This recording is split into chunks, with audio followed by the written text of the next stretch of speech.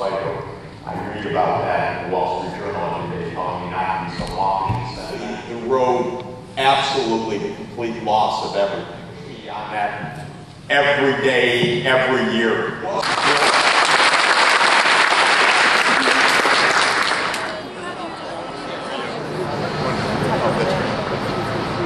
Excellent, wonderful.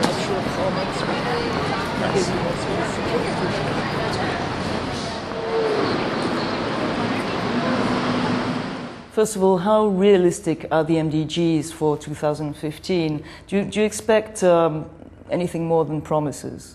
The MDGs are achievable, at least in a technical sense, but we really have to accelerate to change the trajectory. Up until now, the rich countries have talked a lot more than they've delivered. So concretely, how much money is needed to meet the MDGs, and what percentage of the G8's GNI, for instance, does it represent? To meet the three main health goals, saving mothers, saving children, and fighting epidemic diseases, would require about $40 billion a year from the rich world.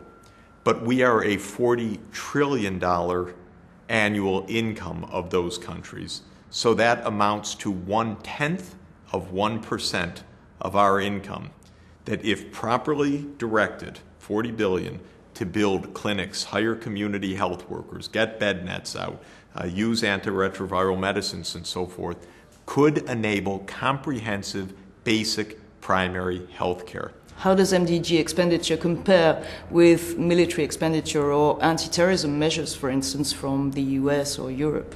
In the United States, we're spending 5% of our GNP on military things, and we're spending 0.2% of GNP on peaceful development. So we're spending 25 times more on the military than we are on peaceful development. And then they tell me in Washington, oh, we don't have money for that. I don't know how we could find it in the budget. The budget's tight. Well, what about looking at the Pentagon? What about looking at $100 billion in Afghanistan, not accomplishing anything except making the country more dangerous, not less dangerous? Europe understands that the military approach doesn't make sense. Europe lives next door to Africa, which is the epicenter of these challenges. When Europe doesn't invest, you get mass migration, you get all sorts of problems. Everybody understands this. So Europe does better, but Europe does not follow through. Unfortunately, Germany, France, Italy are probably not going to make the promises that they said for 2010. How much has the recent global financial crisis actually cost development, and is it a real good excuse, or is it just an excuse not to move forward? We weren't on track to meet our aid targets even before the collapse. You know, I'd go to the Ministry of Finance in Germany and talk to the most senior civil servants. And they'd say to me, Mr. Sachs, do you really believe that we're going to do that? No way. And I'd say, but your chancellor says, oh, come on, don't believe this. They were right. I was shocked. When the financial crisis came, I said, there are ways still to do the financing. Do we really have to bail out the banks and then watch these bankers walk away with tens of billions of dollars of bonuses? The point I'm making is that we have no shortage of money if we really want to do this. So do you think the developed economies are actually dealing properly with their own crisis in terms of market regulation, budgetary cuts? Are they doing the right thing to recover? This is the time we have to invest. We shouldn't go back to that consumption boom. In fact, we don't want to go back to it. But we should use those resources to make investments. What kind of investments? Investments in our own long-term sustainability in the environment, for example, in moving to a low-carbon economy, in moving to clean transportation, in weaning ourselves away from fossil fuels. These are the investments we should make. Or we should use our underemployed resources to lend money at very favorable terms, long-term, to finance the power sector or the roads or the water and sanitation in Africa.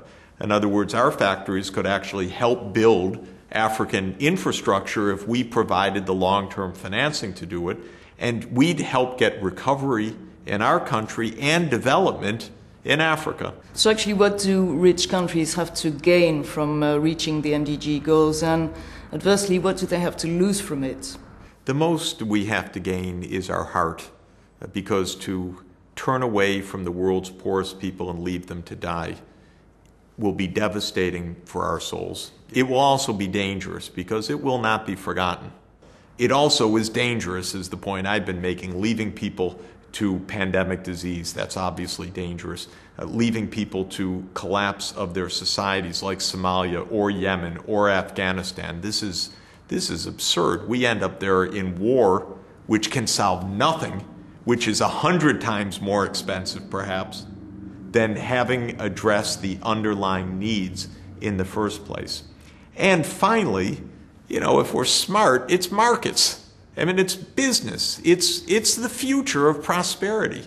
People have a hard time imagining that right now, but it's going to come to pass, and it's going to be China and Africa. That'll be the trade. China's all over Africa. It's investing, it's giving grants, it's doing things that I would have expected Europe and the United States to be doing. Do you foresee a time when rich nations will no longer be rich and their economies strangled by emerging nations, starting with China, for instance? It won't be China that strangles us. It'll be our own short-sightedness if it comes to pass. We're rich right now, but we're so misusing our wealth. We were on a consumption binge year in, year out. We still have huge budget deficits because our politicians tell the public, we're going to cut your taxes, and they keep promising to cut the taxes, but how are we going to pay for government? And so we have a real risk of having reached an incredible level of affluence and then gradually handing it away. Thank you very much, Mr. Sachs.